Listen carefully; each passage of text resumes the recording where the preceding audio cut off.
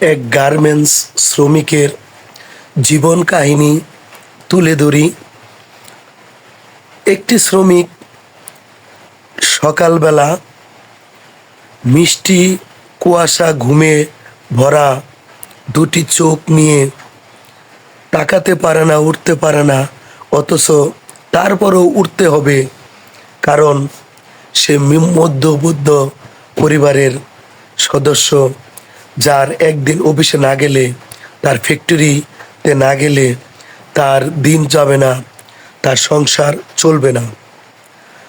সেই তাগিদে তার ঘুম ভেঙে সকালবেলা অফিসে যেতে হয়।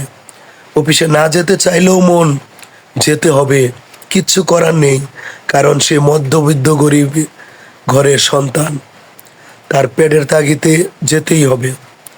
অফিসে গেল, সারাদিন করলো কাজ, ছুটির টাইমেও হলো তার আসার সময়, কিন্তু কিচ্ছু করার নেই, তার অ্যাচিভ হয়নি টার্গেট, আসতে দিচ্ছে না সুপারভাইজার লাইনছি, টার্গেট বুঝিয়ে দিয়ে আসতে হয় বাসায়, তাও আস্তে আস্তে বেজে যায় 9টা 10টা, আবারও খাওয়া দাওয়া করে ঘুমাতে ঘুমাতে বেজে যায় 12টা 1টা।